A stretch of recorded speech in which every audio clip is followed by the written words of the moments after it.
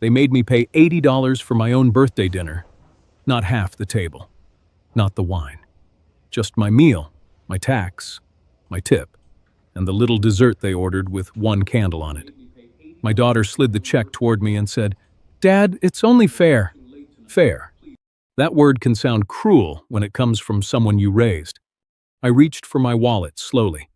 Then the waitress came back with the receipt. She did not smile. She slipped a folded note under my hand and whispered, "Read it when they're not looking." I opened it beneath the table. "Ask for the white envelope." My son shifted in his chair and pulled his jacket tighter over his lap. That was when I saw it. A white medical envelope.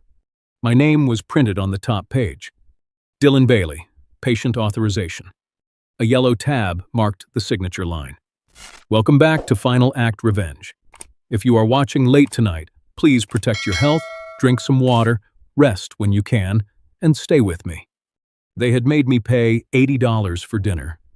But under my son's jacket, my name was already waiting on a medical form I had never agreed to sign. My name is Dylan Bailey. I turned 65 in Boston, at a table where my family remembered the bill before they remembered the man. My father was from Nova Scotia, my mother from Massachusetts, so I grew up with two kinds of weather in my blood. Canadian winters taught me patience. Boston taught me not to complain unless the roof was actually falling in. I worked most of my life inside hospitals. Not as a doctor, not as a man with letters after his name. I was a maintenance supervisor. That meant when the heat failed in a waiting room at midnight, somebody called me. When an elevator stalled between floors, somebody called me. When a light went out above an old woman's bed and she whispered that the dark made her nervous, somebody called me. I knew the back hallways of Boston hospitals better than some people knew their own kitchens. I knew which vending machine took your dollar and gave nothing back. I knew which nurses cried in the stairwell and then wiped their faces before going back to work. And I knew this. A person can disappear in a hospital long before they die. It happens when everyone talks over them. A daughter answers before the father can. A son explains what dad really means. A clerk asks for a signature, but never looks at the person holding the pen. I had seen that look on older faces for years. Quiet shame, polite fear, the feeling of becoming a file. I promised myself I would never become that man. Then I retired. Retirement sounds peaceful when you are still working. In real life, it gives your children too much time to decide what you are no longer capable of. My daughter, Marissa Blair, started helping me with small things after I turned 64. At first, I appreciated it. She helped me reset a password for the patient portal. She drove me to one appointment when the green line was delayed and the rain came sideways. She called the pharmacy once when I got tired of listening to a machine tell me my call mattered. Those things mattered. I will not pretend they didn't. Marissa showed up when I needed her, and a father should be honest about that. But help can change shape if nobody watches it. One day she was helping me read a bill. The next, she was asking why the bill came to me at all. One day, she reminded me about an appointment. The next, she said, "Dad, it would be easier if I just managed the portal." Easier, another word that can carry a locked door inside it. My son, Colin Bailey, was different. He did not pretend to worry about my feelings as much. He worried about numbers, co-pays, deductibles, prescription costs, insurance notices. He talked about my mail like it was a leaking faucet nobody wanted to fix. "Dad, you waste money because you don't understand the system," he told me once. I said, "I kept the system running before you knew how to spell deductible." He did not laugh. By spring of 2026, everything felt more expensive. Groceries, rent, insurance, dinner in Boston if somebody else picked the restaurant. I understood pressure.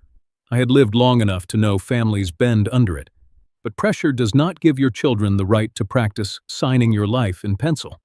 A few weeks before that birthday dinner, Marissa took my phone and said she was helping me block scam calls. "Unknown numbers are dangerous, Dad." I let her. That was my mistake. Later, I remembered a missed voicemail from a woman named Ruth Malloy at the clinic. Patient advocacy, she said.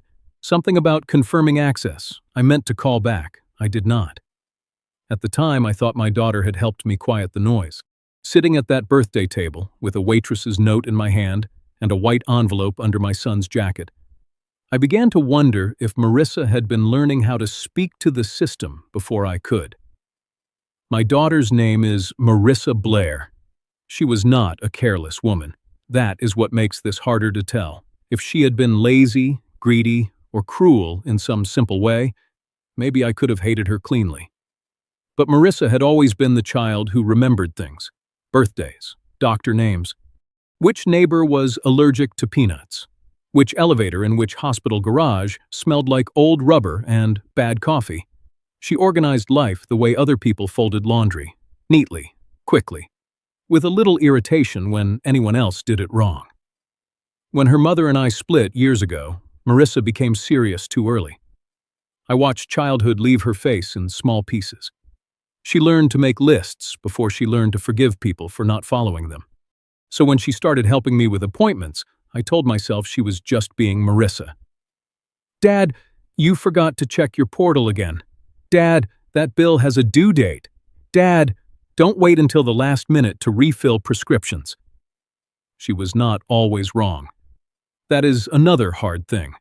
A person can be right about the problem and still wrong about what they think they are allowed to take. Marissa had sat with me in waiting rooms. She had driven through Boston traffic when I did not want to ask. She had argued with pharmacy hold music while I sat across the room pretending not to need help. I was grateful. I still am. But gratitude is not a signature, and love is not a password. The first time she said the word safety, I barely noticed.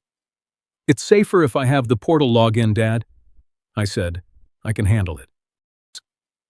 She gave me that look adult children give older parents when they have already decided patience is a gift they are granting. I know you can, but why make things harder? That sounded kind enough. Then she said it again. It's safer if I get copies of the bills. Then again, it's safer if Colin helps track payments. And again, it's safer if we all know what's going on. By the time a word is repeated enough, it starts sounding like truth. Colin Bailey, my son, did not bother making safety sound warm. He was 39, sharp with money, sharper with blame.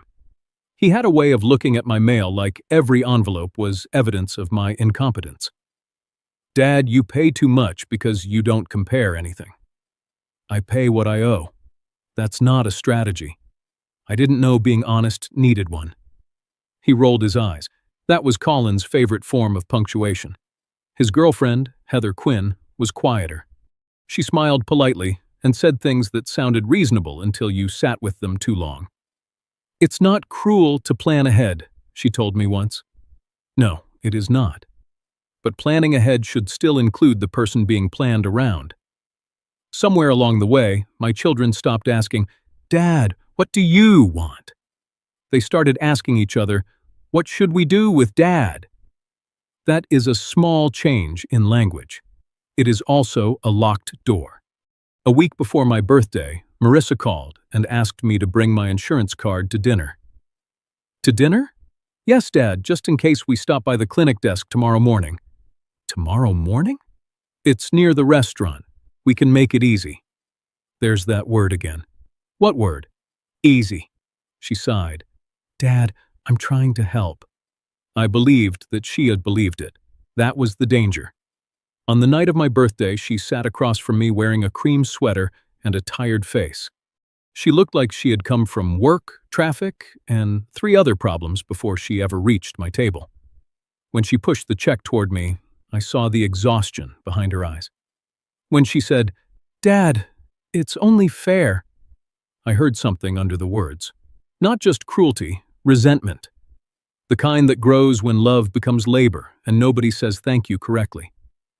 But then I saw Colin's jacket, the white envelope, the yellow tab, my name waiting on a medical form, and all the sympathy I had for Marissa's exhaustion had to step aside for one colder thought. By the time my daughter asked me to bring my insurance card to my own birthday dinner, she had stopped seeing it as a celebration. She had started seeing it as the easiest place to get my signature. I kept the waitress's note under my palm. Ask for the white envelope. 5 words. That was all. But sometimes 5 words can change the temperature of a room. Marissa was still watching the check like the numbers on it proved something about adulthood. Colin kept one elbow pressed over his jacket, casual enough to fool anyone who was not already looking. Heather Quinn stirred what was left of her iced tea and said, "Honestly, Dylan, everyone pays their share now. That's normal." Normal. I have learned that people use that word when they want shame to sit down quietly. I looked at the bill again. $80. My meal. My share of appetizers I had not chosen. A slice of birthday dessert with one tired little candle. They had made me pay for the candle they asked me to blow out. I folded the receipt slowly and tucked Cassie's note beneath it. Then I let my napkin fall. Not dramatically, just enough. It slipped off my knee and landed near Colin's chair. I bent down to pick it up, and for 1 second, his jacket shifted. That was all I needed. The white envelope had a clinic logo in the corner. Not a hospital bill. Not a birthday card. A medical envelope. The top page showed my name in bold print.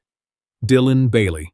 Underneath it, I saw the words, Patient Authorization. A yellow sticky tab marked the signature line. My signature line. The room seemed to pull back from me. I could still hear the restaurant around us. Forks, laughter, a coffee machine hissing near the bar. But it all sounded far away, like I was listening from behind glass. I sat up. Colin noticed my eyes move. He slid his jacket farther over the envelope. Too late. Marissa leaned toward me. "Dad, are you okay?" There it was. That tone. Soft enough for strangers. Sharp enough for family. "I'm fine." "You look upset." "I'm reading my receipt." Colin laughed once. "Don't tell me you're really mad about $80. I looked at him. "No, I'm learning what came with it." Heather's eyes flicked toward Marissa. A small flick. Fast. But old men notice when people check each other before answering. Marissa put one hand on the table. "Dad, tonight was supposed to be simple." "Was it?" "Yes, dinner, family, a few practical things." "What practical things?" She smiled, but her mouth did not settle right. "We can talk after dessert." Dessert already came. Colin exhaled through his nose. "Dad, don't make everything tense." I almost laughed.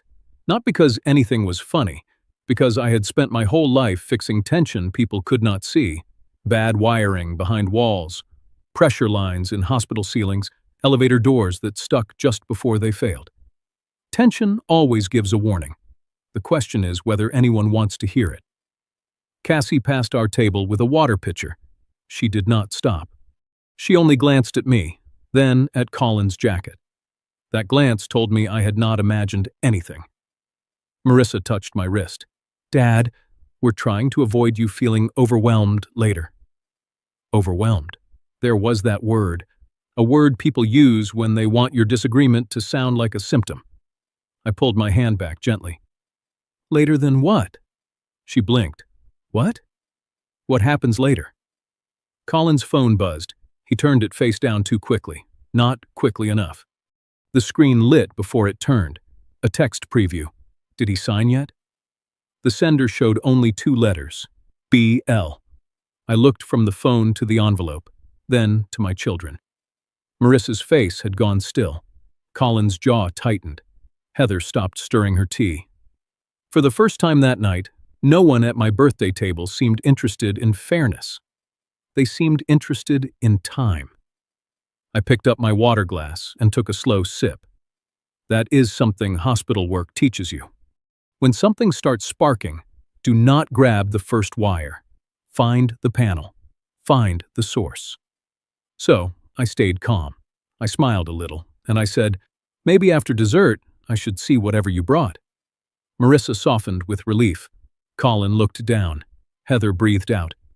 They thought I was coming around. I was not. I was opening the door just wide enough to see who had been standing behind it. The receipt said $80. The white envelope said something worse. My family had put a price on my voice before I even knew there was a form. Dessert came back to the table like an apology nobody meant. One small slice of chocolate cake, one candle, a little ring of whipped cream already melting at the edge of the plate.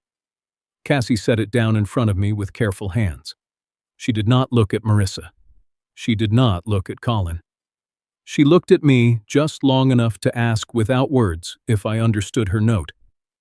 I gave the smallest nod I could. Marissa started the birthday song, softly, too softly. Colin came in half a line late. Heather hummed because she did not know the words mattered less than the effort. In that moment, surrounded by my own children, I felt like a patient in a hallway while people discussed where to move the bed. I blew out the candle. No wish came. At 65, a man learns not to waste wishes on people who brought paperwork to dinner. Marissa clapped once, then folded her hands. "Dad," she said, "since we're all here, maybe we can look at a few forms." "At my birthday dinner?" Her face tightened. "It's not like that." Colin reached under his jacket and pulled out the white envelope. There it was. Not hidden now, just placed on the table between the dessert plate and the bill, like it belonged there. "It's basic," Colin said. "Nothing to get dramatic about." Heather added, "It's mostly planning." I looked at her. "Mostly?" She lowered her eyes. Marissa slid the envelope toward me. "Dad, this is about safety, that's all." I did not touch it right away. Sometimes the hand knows what the heart does not want to admit. "Open it," I said. Marissa blinked. "What?" "If it's for me, open it where I can see it." Colin leaned back. "Dad, come on." "No. You brought it to my birthday table. Let it sit in the light." Marissa opened the flap. Inside were several forms clipped together, neat and marked with yellow tabs. The first one said, "Authorized Representative Request." My name was already typed at the top, Dylan Bailey. The second form said, "Patient Portal Access Authorization." The third, "Billing Communication Permission." The fourth, "Medication Delivery Update."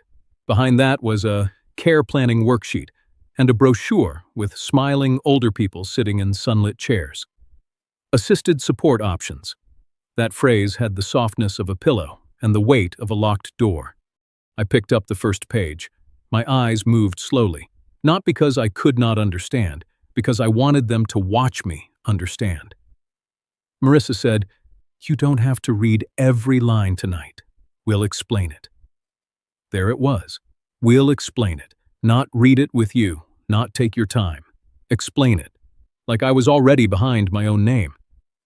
"If my signature goes on it," I said, "I read every line before the pen touches paper." Colin rubbed his forehead. "This is exactly what I meant. You turn everything into a pride thing." "No," I said. "Pride is refusing help. This is refusing to be replaced." Marissa's eyes flashed. "Nobody is replacing you." I tapped the second form. "Then why does this give someone else access to my portal?" "So I can help manage appointments." I tapped the third. "And billing?" "So bills don't get missed." I tapped the fourth. "And medication delivery?" "That's just an update in case something changes." "In case what changes?" No one answered fast enough. That silence was the first honest thing my family had given me all night. I turned the pages. A sticky note clung to the back of the packet. Dad signs after dessert. For a moment, I could not hear the restaurant, not the dishes, not the laughter, not the traffic sliding past the window outside. Only that sentence, "Dad signs after dessert." Like I was part of the meal. Like cake came first, then my consent. I looked at Marissa. "Who wrote this?" She reached for the sticky note. I moved it out of her reach. "Who wrote it?" Colin said, "It's just a reminder." "For whom?" He did not answer. My thumb brushed another tab. Beneath it, I saw an email field with Marissa's address typed beside portal access. On the billing page, Colin's email appeared as a contact inquiry. There it was. 2 kinds of help. Marissa wanted control because fear had tired her out. Colin wanted access because numbers made his eyes wake up. I looked at him. Why is your email on my billing form? It's a draft. Drafts tell the truth before people clean them up. His face hardened. You waste money, Dad, Marissa whispered. Colin. No, he said. He does. He pays things without checking. He ignores benefits. He lets charges sit because he doesn't want to admit the system changed. I folded the papers back slowly. The system changed. That does not mean I stopped being in it. Marissa leaned forward, voice low. Dad, please. We are trying to prevent problems before they happen. Then why not talk to me before dinner? We tried. No. You hinted. You worried. You sighed. You did not say, Dad, we want you to sign forms that let us access your medical portal and billing. Her mouth trembled. For half a second, she looked like my little girl again, caught between telling the truth and needing the truth to be smaller. Then Heather spoke. Maybe this isn't the place. I almost smiled. At last, someone at this table said something accurate. Colin pushed his chair back an inch. Fine, don't sign tonight, but don't blame us when things pile up. The old hospital worker in me woke up then. Things pile up. That was how ceilings leaked. That was how lights failed. That was how quiet problems became emergencies. But you did not fix a hospital by handing the keys to the loudest person in the room. You checked the panel. You followed the wires. You made sure nobody had mislabeled a switch. I slid the forms back into the envelope, but I kept the sticky note on the table. Dad signs after dessert. I wanted to remember the exact moment my birthday became a deadline. Cassie passed near the table again. This time, she placed a glass of water beside me, though mine was still half full. Under the glass was another small receipt copy. I waited until she walked away before I moved it. On the back, in quick handwriting, she had written, he said, once billing comes to me, he won't waste another check. I looked at Colin. He was not looking at my health. He was looking at the envelope. They had waited until after dessert because they thought sweetness would make the paper easier to swallow. I excused myself from the table before anyone could put a pen in my hand. Restroom, I said. Marissa started to stand. I'll walk with you. No, I said, a little sharper than I meant to. I still remember how doors work. Her face tightened. Colin gave a small laugh, the kind men use when they want cruelty to sound like patience. Heather looked down at her napkin. I walked past them with the receipt copy folded inside my palm. The restaurant was warmer near the service station. Plates clattered. Someone laughed too loudly at the bar. A man in blue scrubs sat alone by the window, eating soup like it was the first quiet thing he had touched all day. Boston moved outside the glass. Hospital shuttle lights, wet pavement, people walking fast with their collars up, even in May, because the city never quite lets go of cold when you ask it nicely. Cassie was standing near the coffee machine. She saw me coming and picked up a stack of menus, like we were about to discuss dessert options. I stopped beside her. What white envelope? I asked. Her eyes flicked toward my table.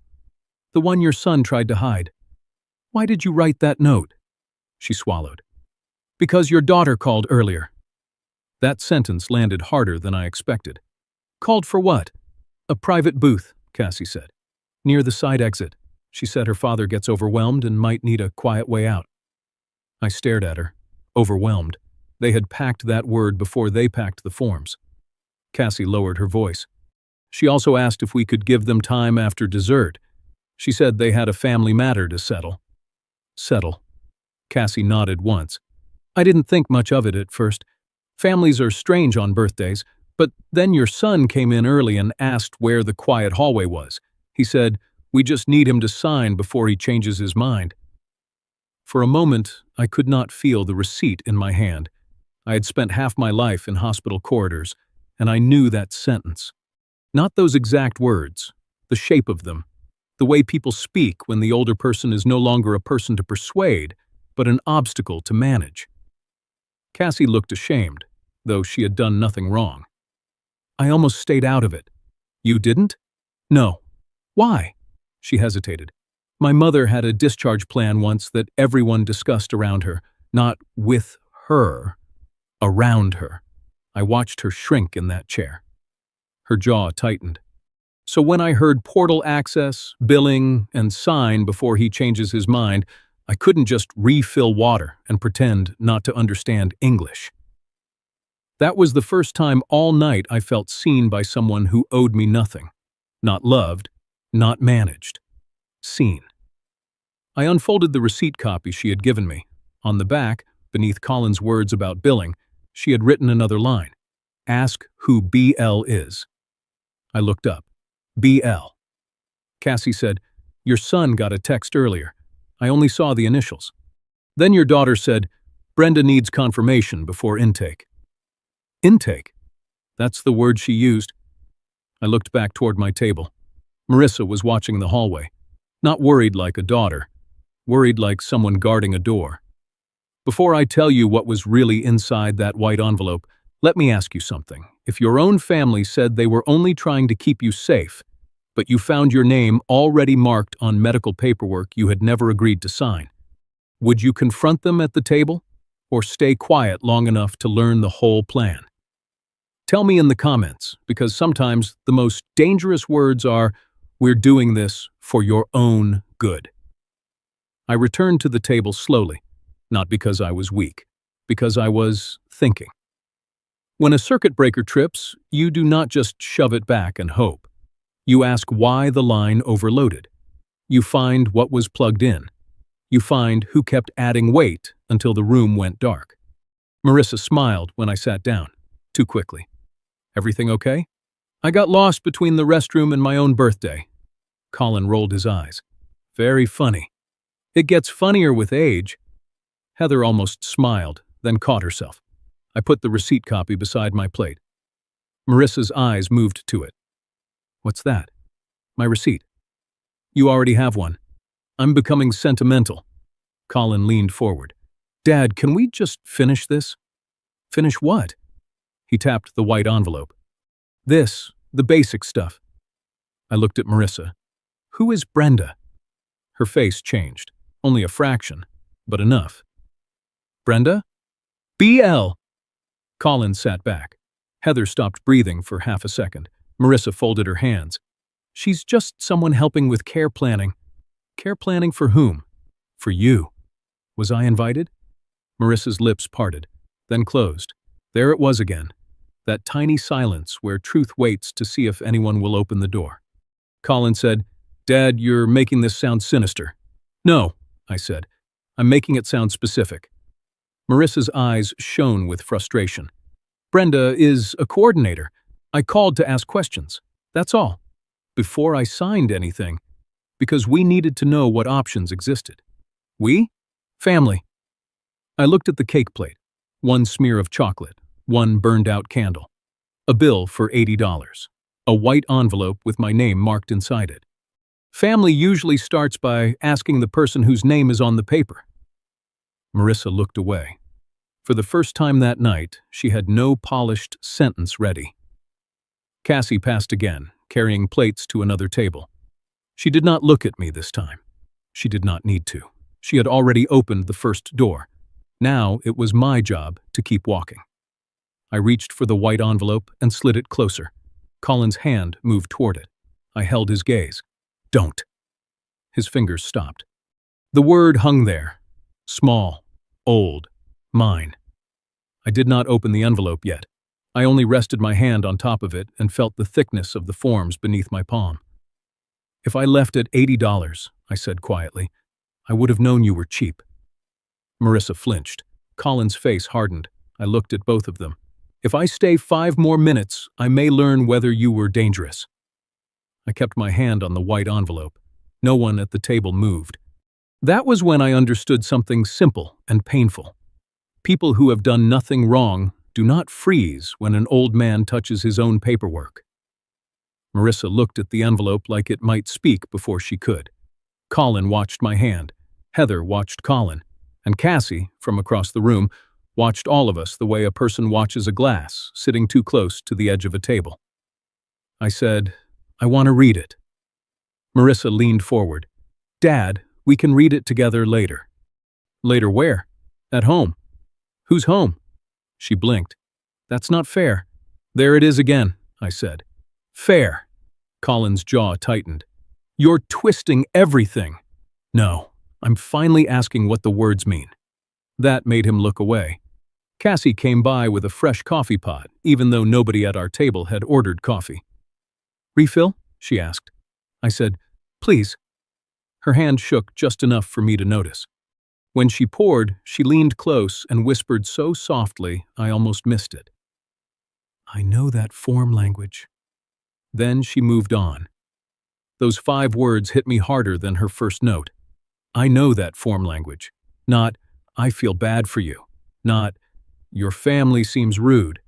She knew something. I excused myself again, this time before Marissa could object. I need air. Colin muttered, you need to stop making a scene. I looked at him. A scene is when people stare. A warning is when people should. Then I walked toward the side hallway. Cassie met me near the server station, pretending to stack menus. The place smelled like coffee, garlic butter, wet wool, and the faint, sharp cleaner restaurants use after a rush. You said you know the language, I said. She nodded. I used to work front desk at a clinic in Somerville. Not a doctor, not a lawyer. Just reception, scheduling, intake forms, patient portals, that kind of thing. And nobody should be handing you authorized representative paperwork after birthday cake. The words were plain. That made them worse. She looked toward my table. I saw the top page when your son came in early. He was holding the envelope open. I saw patient portal access and billing communication permission. Then I heard him say billing should come to him before you waste another check. I felt my face get hot. Not from embarrassment, from the old kind of anger. The kind that takes its time standing up. Cassie continued, your daughter asked Shunt for a private booth because she said you get overwhelmed. She asked about a side exit. She said they might need a quiet way to leave if the conversation upset you. There was no conversation yet. I know.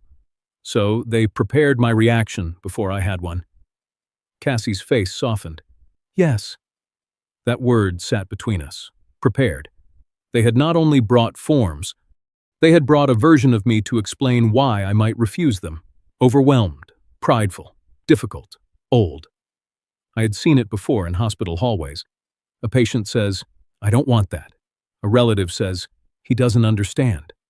A woman asks a question. Her son answers for her. A clerk looks at the loudest person instead of the person whose wristband carries the name. And slowly, without anyone raising a hand, the patient disappears. I had hated watching that happen. Now, it was happening to me over chocolate cake. Cassie lowered her voice. Authorized representative doesn't mean someone loves you more. It means they may get access if you consent. The important part is consent. Clear consent. Not pressure. Not surprise. Not sign before he changes his mind. I looked back toward my table. Marissa was rubbing her temples. Colin was texting. Heather sat still, staring at the white envelope as if it had become something alive. Cassie said, I'm sorry. I know this is none of my business. You made it my business again, I said. She looked confused. I tapped my chest lightly. They were making it theirs. Her eyes filled, but she did not cry. My mother had discharge paperwork once, she said. Everybody talked around her. The nurse, my uncle, the social worker. I was young, and I didn't know how to stop it. Mom kept saying, ask me. Nobody did. She swallowed. So, when I hear people talk like your family was talking, I hear her. Yes, for the first time that night, I saw Cassie as more than a waitress with a note. She was someone who had watched a voice get misplaced and decided not to watch mine go next. A manager passed behind her. Cassie straightened. You should go back, she said. But don't sign, not unless you want to, and not unless they let you read every line without touching your elbow. That last part made me almost smile. Touching my elbow? You'd be surprised how many people guide a hand before they call it help. I thanked her and returned to the table. Marissa looked up. Dad, please, can we not involve staff in family matters? I sat down. The staff seems to understand consent better than my family does tonight. Her face went pale. Colin leaned forward. You have no idea what we've been handling. I know what you brought. You know pieces. Then give me the whole thing. Marissa reached for the envelope, but I placed my palm on top of it again. No, I'll hold it. That sentence changed the table. Small as it was, it returned something to me. Colin gave a bitter laugh. Fine, hold your precious envelope. It has my name on it. Everything has to be about your name. My medical forms should be. Heather whispered, Colin, stop. He shot her a look. For once, she did not shrink from it. Marissa took a breath. Dad, tomorrow morning there's a care planning intake. Just a conversation. Brenda Lark helps families understand options. There is no intake, I said, if I did not agree to one. It's just preliminary. Then it should have had my preliminary consent. She closed her eyes. I knew you'd react like this. No, I said. You planned for me to react like this. That landed. I saw it. Her mouth trembled, but she said nothing. Colin's phone buzzed again. I looked at it. So is BL. Brenda? He did not answer. Marissa did. Yes. And what is she waiting for? Marissa looked at the white envelope. Confirmation. My signature. Her eyes filled. Your cooperation. There it was. A softer word for surrender. I opened the envelope halfway and looked at the top forms again. Portal access. Billing communication. Representative request. Medication delivery update. Care planning worksheet. A neat stack of ways for people to stand between me and my own life. I slid the papers back in. Not because I was done, because I was beginning.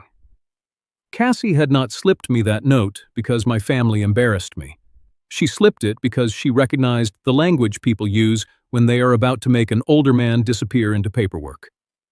Marissa did not cry right away. That would have been easier. Tears give a room permission to slow down.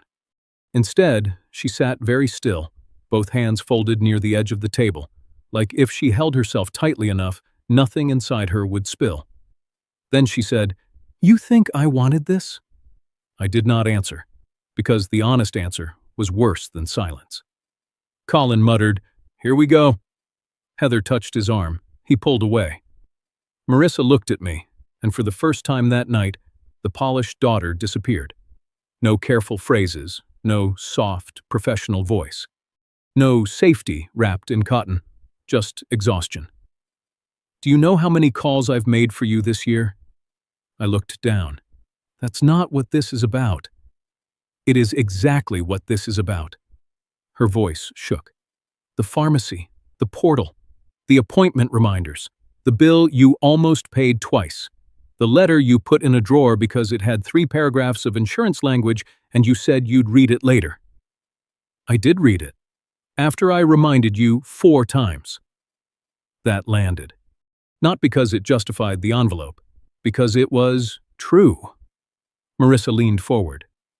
You call it independence, Dad. I call it another shift I never clocked out of. The restaurant noise faded again. I saw her then. Not the woman who brought a white envelope.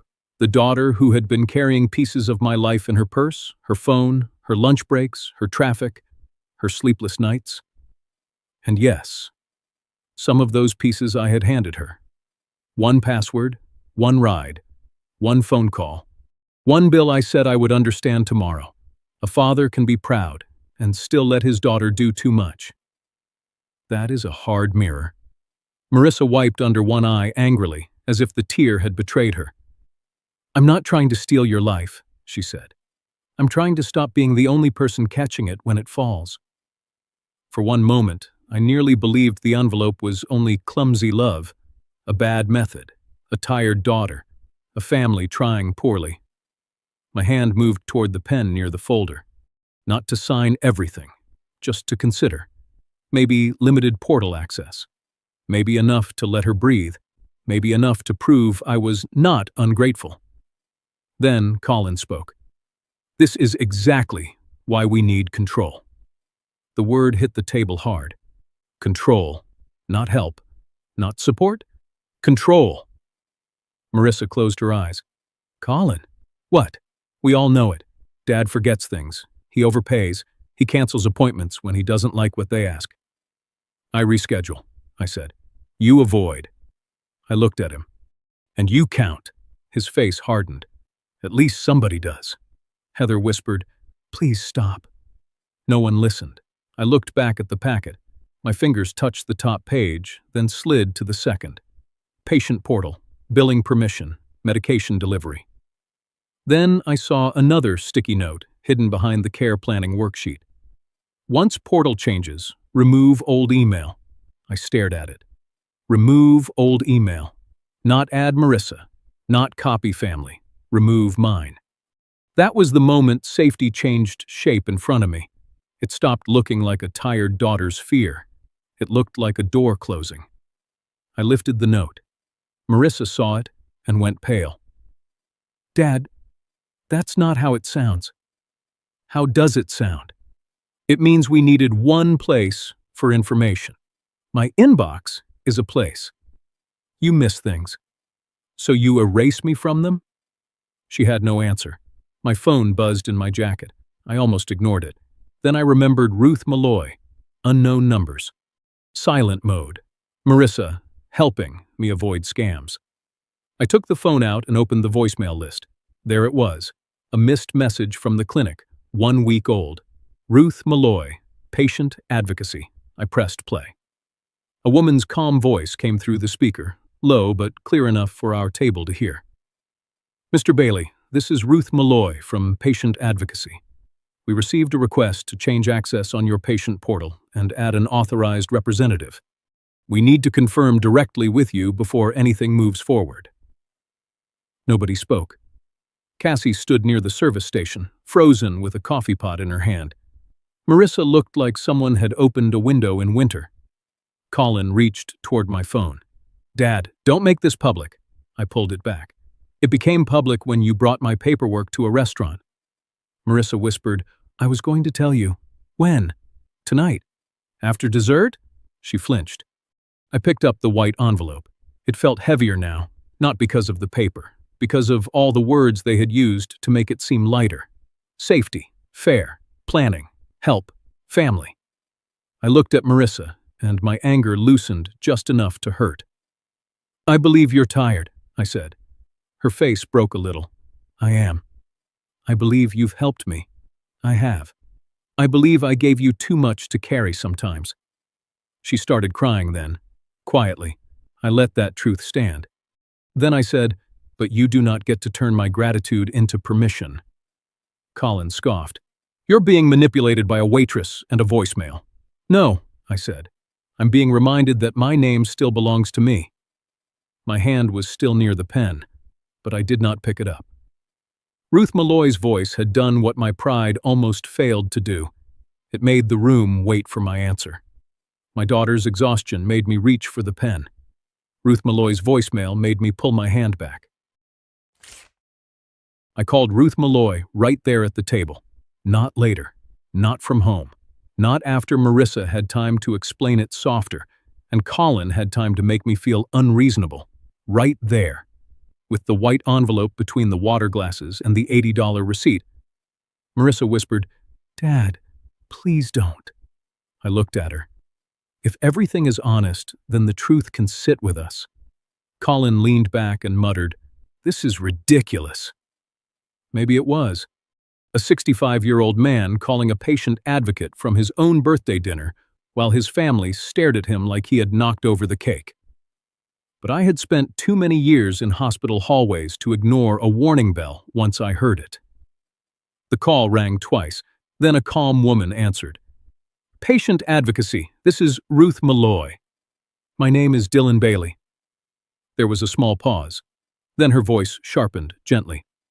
Mr. Bailey, thank you for calling back. Are you in a place where you can speak privately? I looked around the table.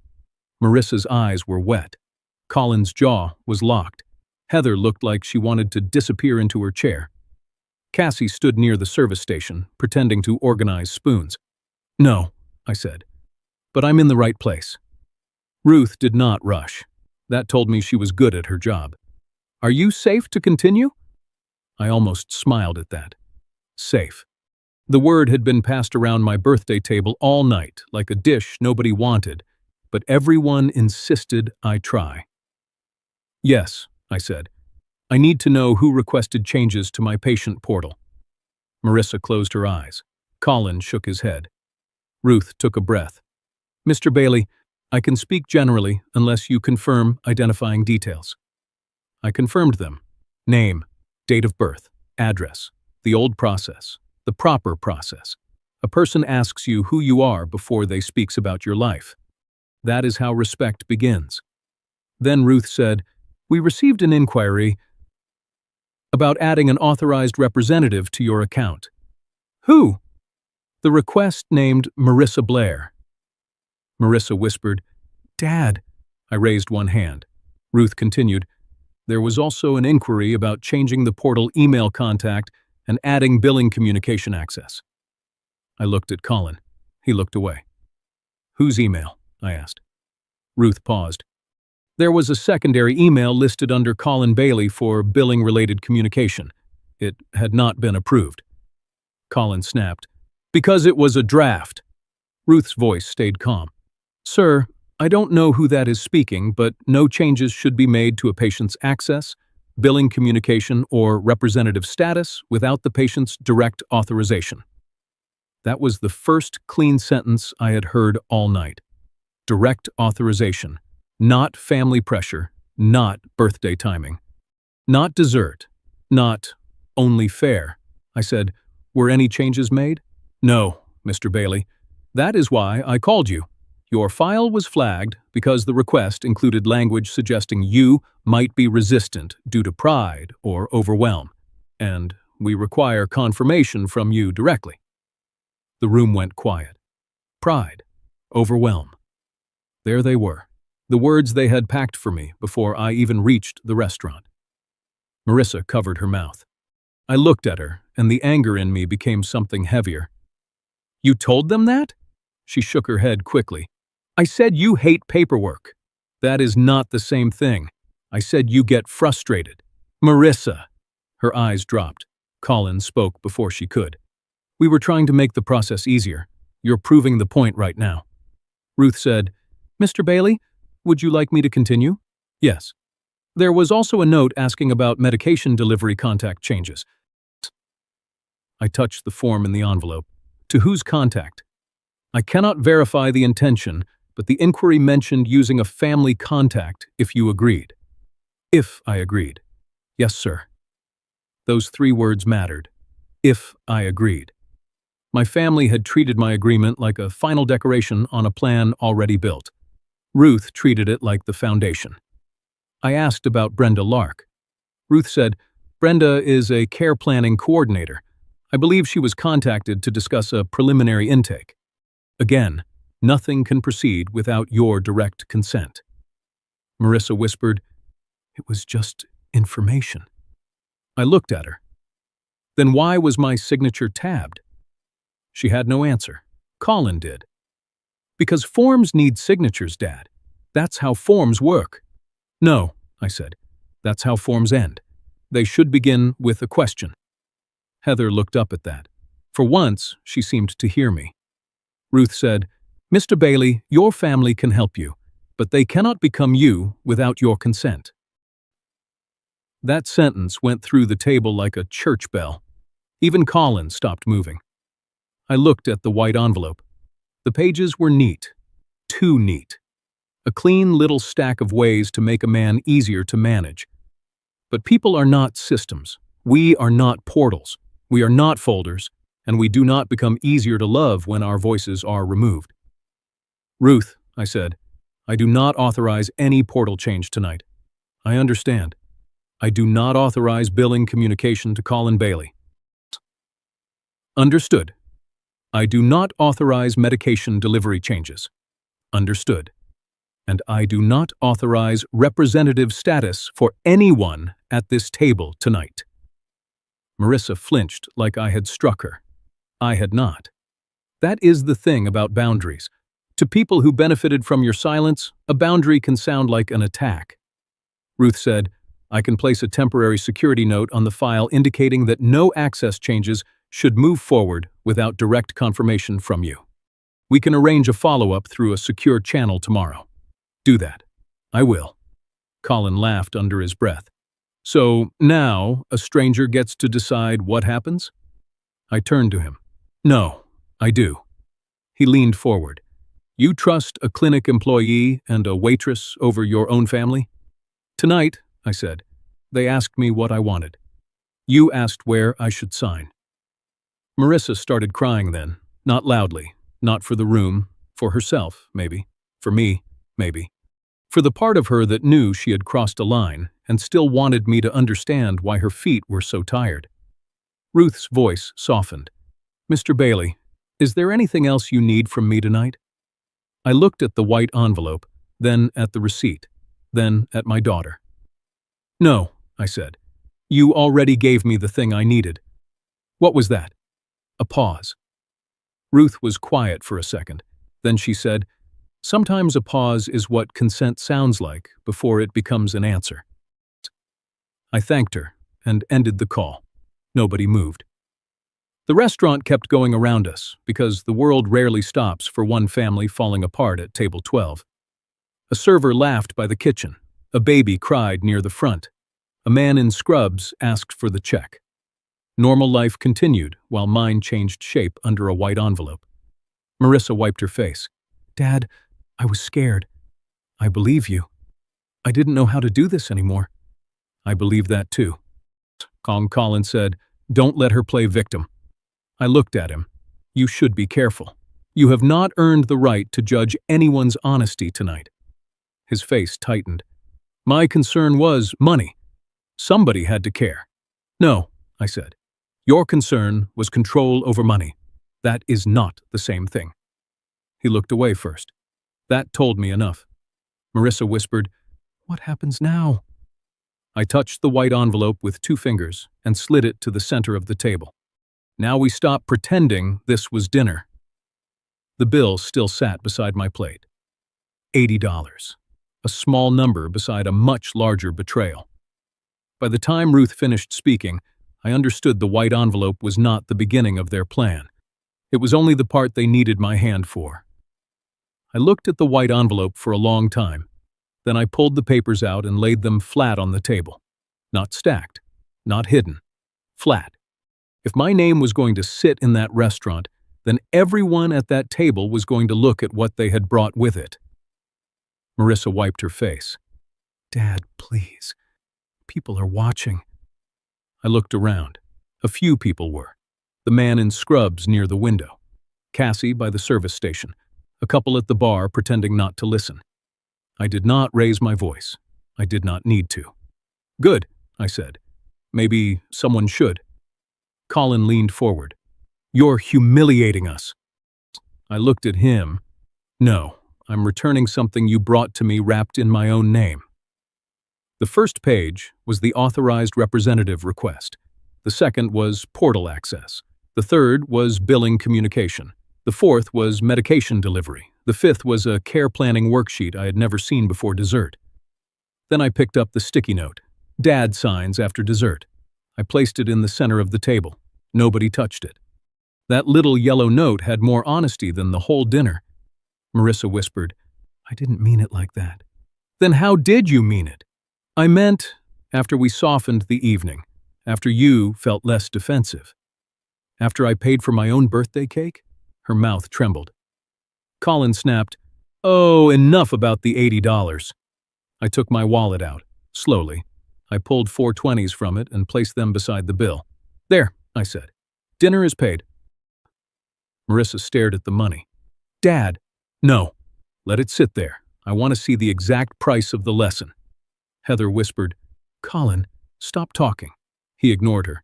You're acting like we were stealing. I turned to him. You asked for billing before you asked if I was scared. His face went red.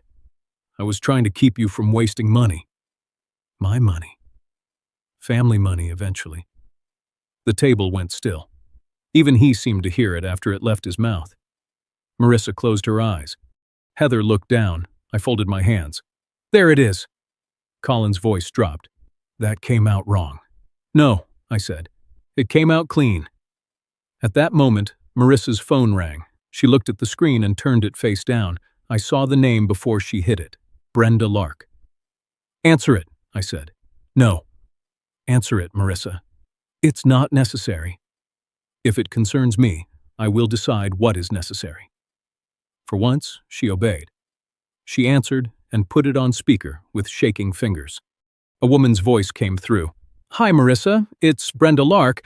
I just wanted to confirm whether your father signed the representative form yet. We still need his consent before tomorrow's intake. No one breathed. Then Brenda added, Marissa? I leaned toward the phone. This is Dylan Bailey. A pause. Oh, Mr. Bailey. Yes. I'm sorry, I was told your family was reviewing options with you tonight. They were reviewing me. Brenda went quiet. Then her voice changed. Professional. Careful. Mr. Bailey, nothing should proceed without your direct consent. Then nothing proceeds. I understand. I have not agreed to an intake. Understood. I have not agreed to representative status. Understood. And I have not agreed to change portal access, billing contact, or medication delivery. I will note that no process should continue unless you confirm directly through the proper channel. Thank you. Marissa ended the call and covered her mouth. Colin pushed back his chair. This is insane! No, I said. This is what it sounds like when the person on the paper finally speaks. Cassie came closer then, not to interfere, but because the table had gone too sharp. Is everything all right here? I looked up at her. For the first time tonight? Yes. Marissa started crying harder. I was trying to keep you safe. I know. You don't know what it's like, Dad, being the one they call, being the one who has to remember everything, being afraid that one missed appointment becomes one terrible phone call. I believe you. She looked at me like she had expected anger, not belief. I do, I said, but fear cannot hold a pen for me. Her shoulders dropped. Colin muttered, So what now? You let strangers handle everything? No. I put the forms back into the white envelope. I choose who helps. I choose when. I choose what they see. I looked at Marissa. You can still be my daughter. You cannot be my representative. Then I looked at Colin. And you will not touch my billing, my portal, my mail, or any document with my name on it. His eyes hardened. You'll regret shutting family out. I'm not shutting family out. I'm shutting out control. Heather finally spoke. Colin, he's right. Colin turned on her. You too? She did not flinch. You talked about his bills like they were already yours. That silence hurt him more than anything I said. I picked up the $80 and tucked it under the check tray. Then I placed Cassie's note beside the white envelope. Ask for the white envelope, I had asked.